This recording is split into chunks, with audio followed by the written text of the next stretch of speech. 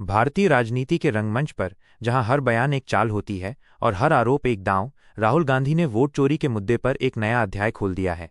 उनकी हालिया press conference ने न केवल भाजपा और चुनाव आयोग पर सवाल उठाए, बल्कि कांग्रेस के भीतर भी खलबली मचा दी है।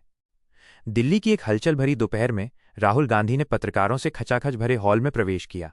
उनके चेहरे पर दृढ़ता थी और उनकी आवाज में तीखापन। उन्होंने कर्नाटक और महाराष्ट्र की विधानसभा सीटों का हवाला देते हुए मतदाता सूची में कथित धांधली का आरोप लगाया। यह सिर्फ गड़बड़ी नहीं है, उन्होंने जोर दिया, यह एक सुनियोजित वोट चोरी है जिसमें सेंट्रलाइज्ड सॉफ्टवेयर का इस्तेमाल किया गया है। उनकी उंगली सीधे मुख्य चुनाव आयुक्त ज्ञानेश कुमार की ओर उठी, जिन पर उन्होंने भारतीय लोकतंत्र को नष्ट करने वालों की रक्षा करने का आरोप लगाया।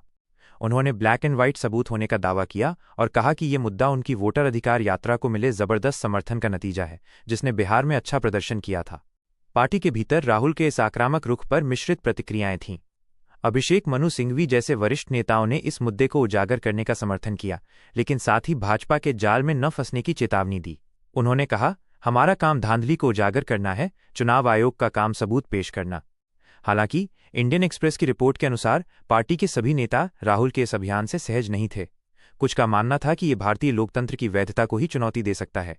एक पूर्व कार्य समिति सदस्य ने चिंता व्यक्त की, राहुल मूल रूप से कह रहे हैं कि भारतीय लोकतंत्र ही धांधली पर टिका है। ये बहुत गंभीर संदेश है। उनकी चिंता ये भी थी कि वोट चोरी पर अधिक ध्यान देने से कांग्रेस सामाजिक न्याय, रोजगार और भ्रष्टाचार जैसे ठोस मुद्दों से भटक सकती है। कुछ नेताओं को इस रणनीति का अंतिम लक्ष्य समझ नहीं आ रहा था, खासकर विस्फोटक खुलासों के वादे के बाद। जब राहुल से पूछा गया कि क्या वो अदालत जाएंगे, तो उन्होंने स्पष्ट जवाब नहीं दिया और पार्टी ने भी कोई ठोस मांग नहीं रखी थी। पूर्व कांग्रेसी नेताओं ने यह भी सवाल उठाया कि क्या यह अभियान संगठन की कमजोरी को छिपाने की कोशिश है।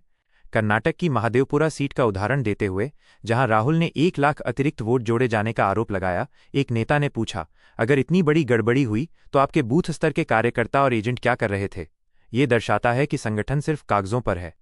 बिहार चुनाव से पहले कांग्रेस ने प्रवास, बेरोजगारी और पेपर लीक जैसे मुद्दों पर ध्यान केंद्रित किया था, लेकिन चुनाव आयोग द्वारा मतदाता सूची की विशेष संशोधन प्रक्रिया SIR शुरू करने के बाद से पार्टी का फोकस वोट चोरी पर केंद्रित हो गया।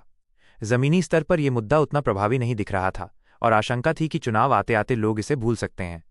प्रशांत किशोर के युवाओं को नौकरियों और शिक्षा जैसे सीधे मुद्दों पर जोड़ने के अभियान ने कांग्रेस के रणनीतिकारों की चिंता बढ़ा दी थी। अब राहुल गांधी वोट चोरी के मुद्दे को कल्याणकारी योजनाओं से जोड़ने की कोशिश कर रहे हैं, ताकि इसे सीधे आम जनता की जिंदगी से संबंधित दिखाया जा सके। रणनीति यह है कि मतदाता सूची से नाम कटने का मतलब है कि लाभार्थी योजनाओं से भी बाहर होना। लेकिन कांग्रेस के भीतर ही यह सवाल उठ रहा है कि क्या यह संदेश चुनाव तक टिक पाएगा और पर्याप्त रूप से स्पष्ट होगा। कुल मिलाकर राहुल गांधी का यह नया अभियान कांग्रेस में ऊर्जा भरने के साथ साथ कई सवाल भी खड़े कर रहा है। क्या यह रणनीति भाजपा को कटघरे में खड़ा करेगी या फिर लोकतंत्र की वैधता पर ही संदेह का माहौल बनाकर उल्टा असर डालेगी? इसका जवाब आने वाले चुनावी नतीजे ही देंगे।